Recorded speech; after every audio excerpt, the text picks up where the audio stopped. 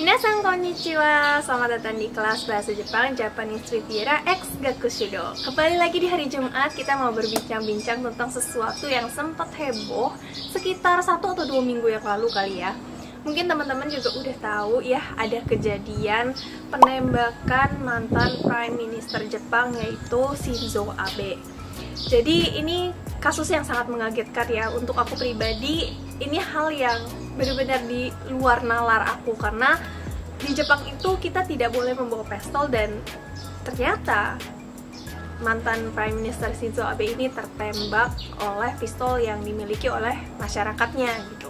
Jadi ini benar-benar mengagetkan aku banget. Tapi sebelumnya di video kali ini aku cuma mau membagikan opini berdasarkan pengalaman aku tinggal di Jepang selama 8 tahun sebagai perempuan Indonesia. Tapi setiap orang pasti mengalami hal yang berbeda-beda, merasakan hal yang berbeda-beda meskipun sama-sama tinggal di Jepang.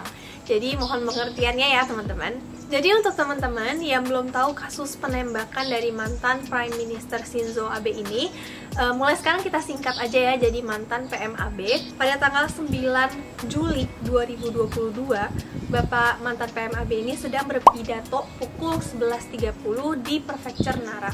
Dan ketika beliau lagi di stage gitu ya, lagi di panggung berpidato singkat, tiba-tiba dari bagian belakang terlihat ada asap dan terdengar suara tembakan. Tapi tembakan pertama tidak mengenai beliau, dan sayangnya tembakan kedua terkena bagian kiri dada yaitu jantung.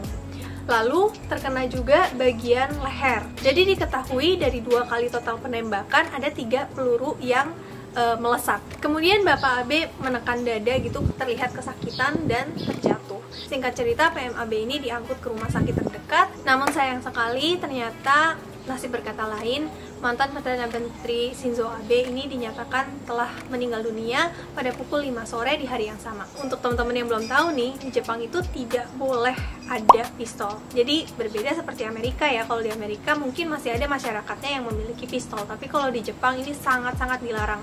Jadi mungkin teman-teman juga ada beberapa orang yang berpikir kayak, kenapa ketika tembakan pertama diluncurkan, itu orang-orang di sekitar bodyguardnya itu tidak langsung menutupi tubuhnya Bapak Shinzo Abe gitu, melainkan kayak celingak-celinguk kebingungan.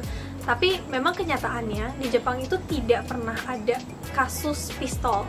Jadi terlihat sangat jelas gitu kalau mereka tidak terlatih untuk melindungi seseorang yang ada target pistolnya gitu loh. Lalu dari segi medicine pun tidak langsung datang, harus nunggu beberapa saat dulu, sampai-sampai orang-orang di sekitar itu teriak-teriak minta tolong dokter, siapapun kalau misalnya ada dokter tolong kami seperti itu, karena memang tidak ada persiapan apapun, pokoknya ini di luar nalar. Sekarang kembali lagi pertanyaannya, apakah Jepang masih tetap aman meskipun ada kejadian seperti ini? Memang ini susah ya dijawabnya, karena kita nggak bisa melihat sesuatu dari satu kejadian aja gitu. Tapi dari selama aku tinggal di sana selama 8 tahun sebagai perempuan juga, aku bisa simpulkan aman. Tapi memang dari 8 tahun itu bukan berarti aku tidak pernah mengalami apa-apa ya. Tetap ada kejadian-kejadian kecil lah yang bisa aku ingat. Kayak misalnya diliatin orang gitu, maksudnya diliatinnya tuh diliatin gak enak gitu, kalian tau lah ya, diliatin dari atas sampai bawah gitu. Tapi selama 8 tahun itu ya bisa dibilang cuma ada kejadian ini aja, dan aku udah gak pernah ngalamin hal-hal yang lain-lain lagi, kayak misalnya dipegang-pegang mungkin di kereta, atau mungkin dilecehkan atau gimana, itu aku jujur nggak pernah ngalamin sekalipun.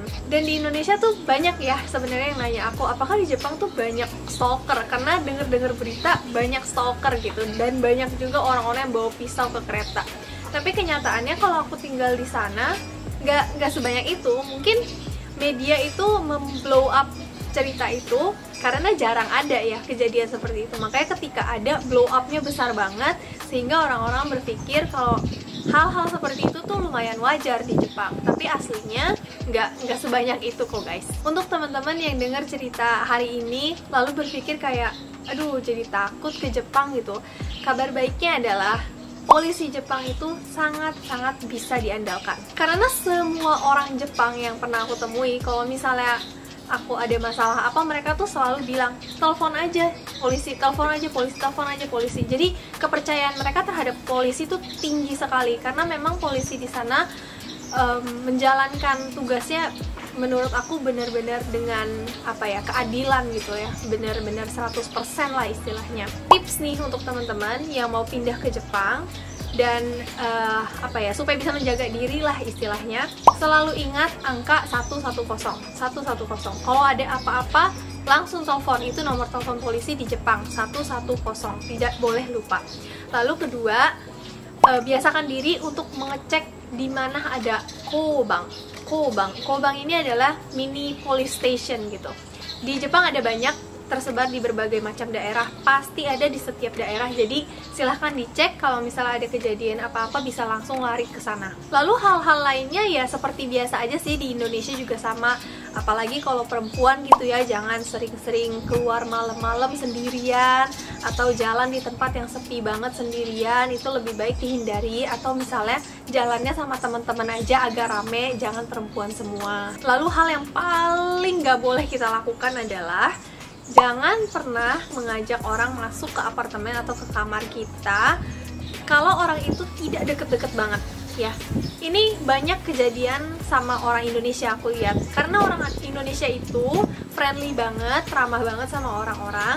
Jadi aku suka ngeliat orang tuh main masukin aja gitu, orang yang baru dikenal masukin aja ke dalam kamar, mau itu perempuan, mau itu laki-laki, sesama gender atau beda gender, jangan pernah masukkan orang yang tidak dekat dengan kita gitu. Pokoknya yang boleh masuk ke kamar kita ya hanya keluarga, hanya sahabat kita aja, udah. Selain dari itu jangan pernah izinkan masuk. Lalu selanjutnya masih menyambung dengan kebiasaan orang Indonesia yang terlalu ramah ya, jangan ramah-ramah banget sama orang yang baru kita kenal di Jepang.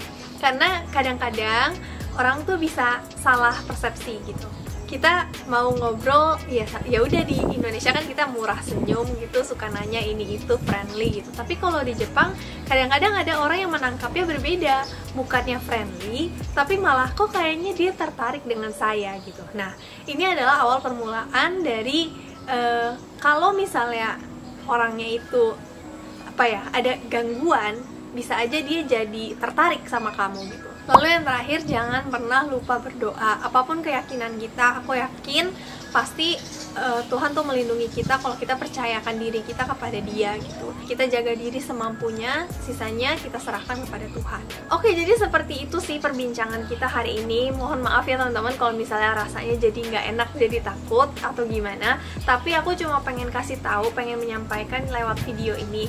Aku selama 8 tahun tinggal di Jepang itu sangat puas, sangat merasa aman dan nyaman. Jadi jangan takut untuk teman-teman, selama kita menjaga diri dengan baik. Kalau boleh pinjam kata dari teman-teman kita, mungkin insya Allah gitu ya akan dilindungi oleh Tuhan gitu.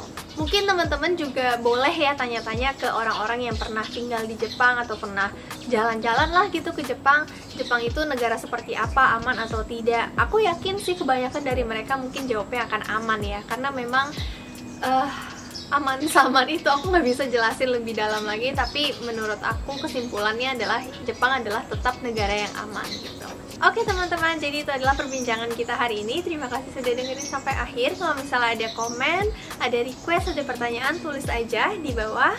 Dan kita akan berjumpa lagi di video berikutnya. Mata nih!